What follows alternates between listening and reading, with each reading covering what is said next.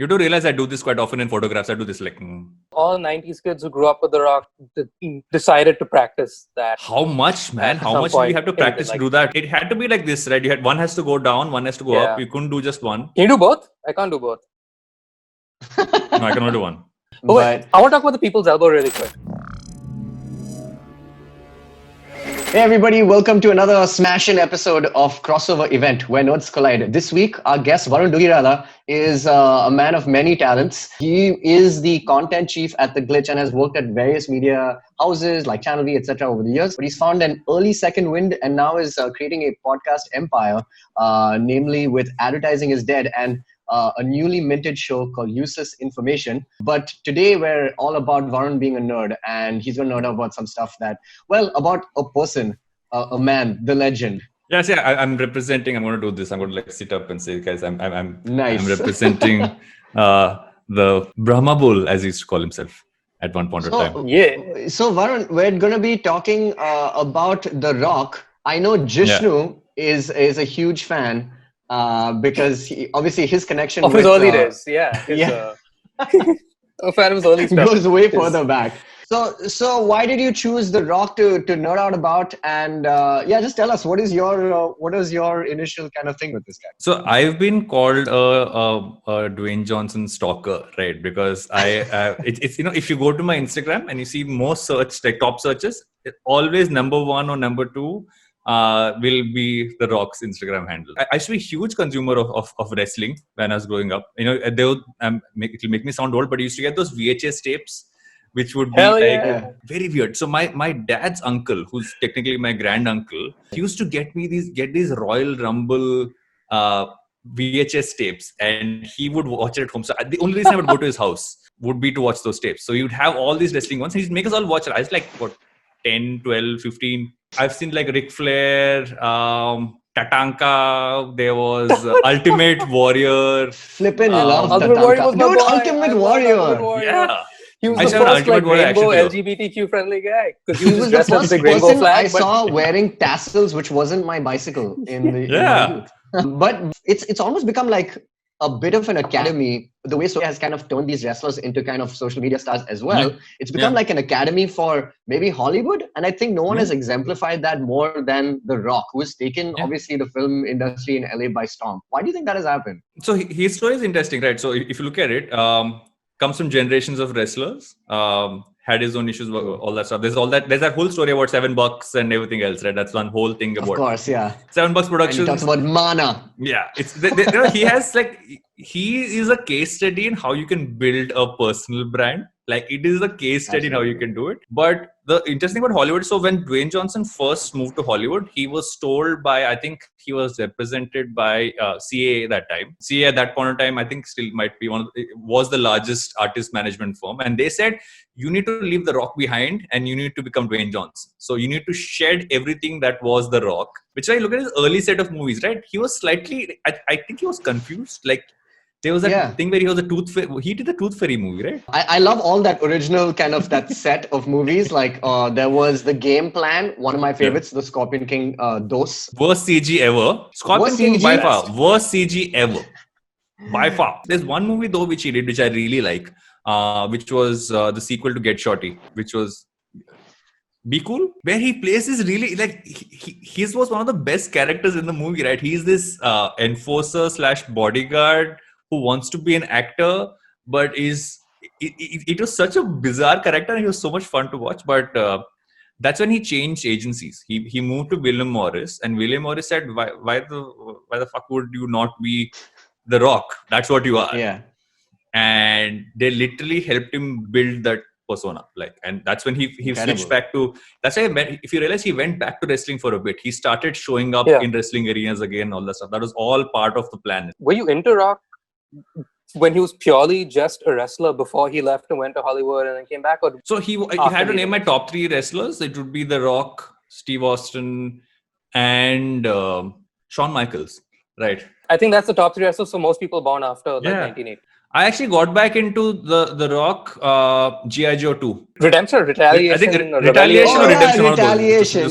Retaliation. Gotcha. Yes. Yeah. You remember the first one? The first one was entirely Channing Tatum. Second movie starts and they just kill Channing Tatum. Like he dies in the first like 5 minutes. Like spoiler alert. I mean, but yeah, they tried to keep some kind of continuity without, But yeah, you're right. They kind of made it. I don't know if you remember this thing on when The Rock hosted SNL. I don't know if it was his first time. But when he did, he sings a song in his opening monologue called Franchise Viagra. And he just basically says that, put me in any dying franchise and I will bring it back to life. Essentially, and let it make money. I mean, he's done that on so many occasions. I mean, may not have achieved the same kind of success with G.I. Joe. The second one, the first one. Does he does Fast and Furious. He comes in as Luke Hobbs, the new best character in. Okay, and we just wanted to see him and Vin Diesel. Yeah, go ahead. Let me tell you something. I hate Vin Diesel. Vin Diesel is Sunny Deol without the swagger. Like that is what Vin Diesel is. He's okay, man. He's alright. He's Groot, dude. Do you like Groot? I was gonna say, dude. Do you like Groot? Are you okay with Groot? I like Groot. I find it really funny when they say that Vin Diesel voiced Groot. I'm like, what did he do? He's like he said, I am Groot once and he left. And he gets like credit for like a series of movies. Well, he said, we are Groot. He had 2 lines. He said, we are Groot. So apparently, James Gunn, and Jishnu, you can correct me if I'm wrong, gives him the entire Groot script in English, like what Groot is actually saying. And then he reads the line and then he says, I am Groot. That's it. But Vin Diesel has no emotion anyway. I will say this though, that Vin Diesel is great as Groot. He's excellent in the Iron Giant. So are we saying Vin Diesel is a better voice actor than he is a real actor? I think that is definitely possible. You know, the funny part is they actually talk about how Vin Diesel was picked out by Spielberg as being one of the best future actors possible. He was in Saving Private Ryan, right? Yeah, he was. I remember. Yeah, right. For a hot second. And Spielberg said one of the guys I had over there who I thought would be really big going ahead as an actor, not like now what he does is not acting. Now he's like, no, family. That's what, like family. That is literally what he does. Like, which is why when I heard that the next Fast and the Furious movie, they obviously because of that whole issue that these guys have had, that it's not going to be The Rock and it'll have John Cena. I'm like, I don't like John Cena. I like John Cena, but I think John Cena following exactly in the footsteps of The Rock, right? So let's talk about like how he's kind of built this brand. So tell us about his Instagram, man. Like I know his Instagram is popping. He has like multiple things running. And one thing that kind of sticks out to me, and maybe you can tell me about how he makes this kind of shift work so well. But even when his father passed away, the original, Rocky Maivia, the wrestler and stuff like that, even his kind of funeral video, like he turned that into a montage. Good. And I was like, is this weird that we are watching it? Like it's kind of like the Truman Show or something like that, but it's oddly moving. And it is personal in a weird way, even though he has so many fans, like millions and millions of people tuning into that video. From what I've read about people, saying that this is how he genuinely is what most people say, is the fact that like whoever's ever dealt with Hollywood talent in general and I've ever spoken to, and I said, and my first question is, have you met Dwayne Johnson? Like literally is my like, I speak to every single person I know in talent management saying, one thing you have to do for me and I will owe you for life is if he ever comes down to India, you got to make me meet him, right? So it's that. But they all say he's just genuinely a nice guy. It's just that he wants to do everything. And he has a solid team. Like the fact that you know about his gym and all his movies, right? Mm-hmm. The Iron Paradise. Guys around everywhere. His contract reads the fact that his gym travels with him, which means if you're shooting anywhere, part of what the studio pays him will include the fact that his gym has to move where they're shooting. Yeah. And he has 2 gyms anyway. He has one in Miami and one in LA. Basically he has the East Coast and West Coast Iron Paradise. And then there's the moving Iron Paradise. I think he's smart about how he markets himself. That is true. I mean, everything about the guy, even though like every day I look at his videos where he's kind of always like, he's constantly hustling. Like, and you kind of accept that that's part of his persona. Like, even when he's like talking about, tequila, Terramana tequila, which is Terramana tequila, right? Perfect. I know that's a celebrity thing to kind of own alcohol, but he makes it very authentic and personable. Like, and that's kind of what kind of reaches out to his fans. Like whether he kind of makes like a tequila shot for his mother on Mother's Day and she's super cute. It's very kind of engaging and endearing. I think that's what's he gets what people like about him. So here's a question about just wrestlers in general, right? So like he's not the first guy to try doing the crossover to mainstream media. A lot of people have tried before. Most people have failed or at least not gotten anywhere near as far as he has, right? So take one of his counterparts, one of your favorites, one of my favorites as well, Steve Austin. He also tried acting. He was in one of the Expendables movies that I saw and quickly forgot. He was in The Condemned. Out, right? Oh yeah, so good. Or that. The point is, he didn't work so well, right? So, Varun, what I want to ask you is, I think everybody can agree, The Rock is one of the best salesmen out there, right? He's relentless, right? Do you think his long-term goal is to be remembered as an actor, or to be remembered as the wrestler, or to be remembered as the famous person? Like, what's the thought? I think he's just going to be remembered as a Rock, right? I don't think there's a comparison point, because the thing is, he's so like, think of everything he does. Like, if you go through, and his Instagram's a great case study. You go through it, he will start promoting one movie while he's finishing off the other. And then he will show you the entire shooting of this movie, and then he will move on to like it's a cycle. He goes through that. The guy sleeps 3 to 4 hours a day. There's those workout videos that are always out there, which are great to watch for anybody who likes working out. You're always like, okay, this man's like at 4 in the morning every day to work out. 4, 5 a.m. in the morning. We've all seen his schedule and how insane that is, that he wakes up almost like at 5 a.m. pretty much every day. You know, Apple even made that ad about him, you know, like where they focused the iPhone on his schedule, right? And like how the iPhone can help you. Do you know for the rock clock? Oh God. Remember the rock clock?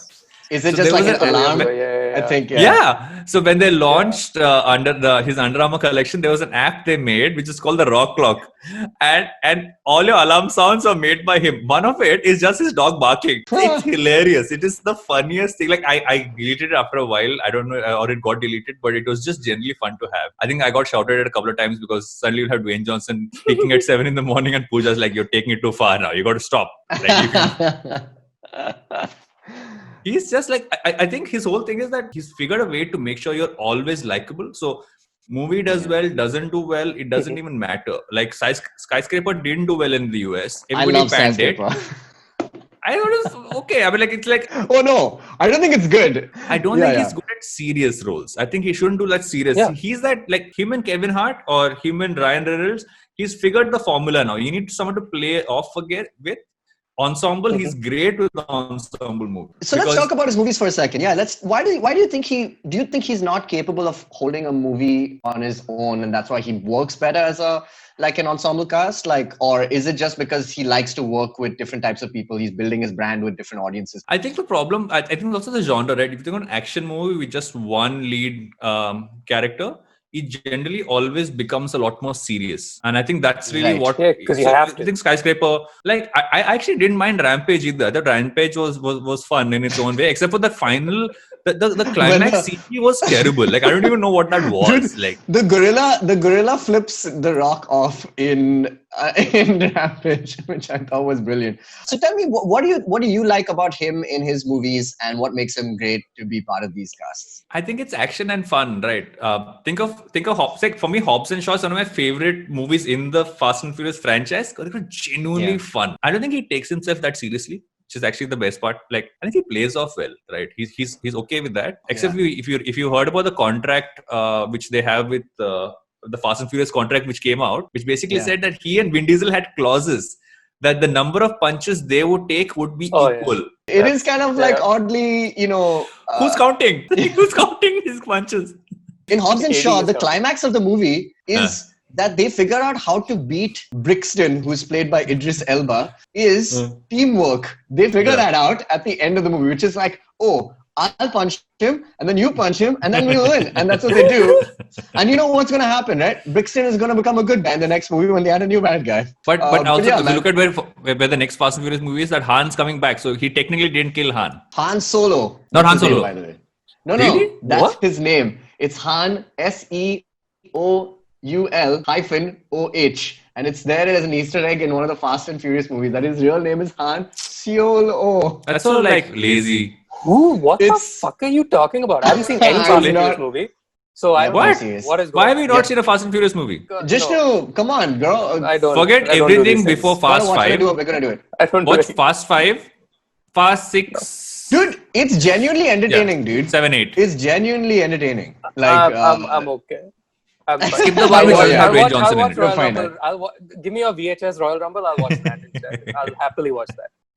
But that's what wrestling was. Wrestling gave everybody a set of things they would always do. It was about the moves. It was also that thing, and he had all these things, right? Right. And he's taken that exactly and moved it to Hollywood because he'll tell the story about how he had $7 in his pocket and he got kicked off the football team. he'll talk about his football coach who got him out of, like, he said, I would have been in jail if this guy didn't make me start playing football. But you're never bored of that, weirdly enough. It's an art to doing it. Like, I think the exact opposite is somebody who was a relative newcomer to Hollywood. Like, do you remember when Lady Gaga was promoting, I haven't even seen the movie, Star is Born, right? I think Star is Born. Have you seen Ashiki 2?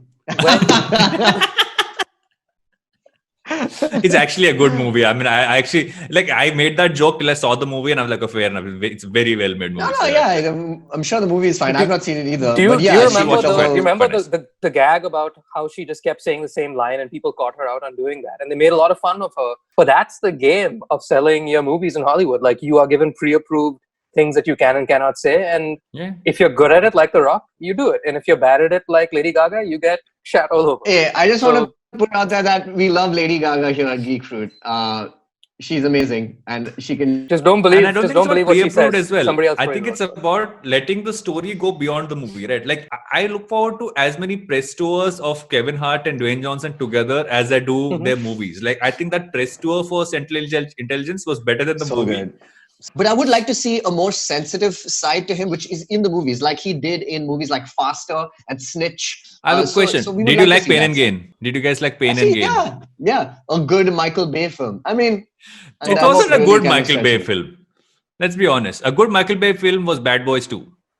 Yeah. Oh, then it's a bad Michael Bay film, but like an okay film. Like, yeah. Which is why I didn't mind Six Underground. I thought Six Underground was him kind of coming back to it. I couldn't watch more than 10 minutes. So I watched these movies like twice. So I've seen Six Underground twice. You saw 12. Old Guard I've seen twice. Which I really like. Varun, I'm beginning to get the impression that you're watching these movies not for the movie. You're just watching it because you want to look at his face and you enjoy spending time with him, which is a perfectly good reason to watch the movies. It could be exactly. That's what The Rock is about. Which is a perfectly fair reason to watch the movie. But then that kind of like is very telling. It's my favorite genre. My favorite genre is rock movies.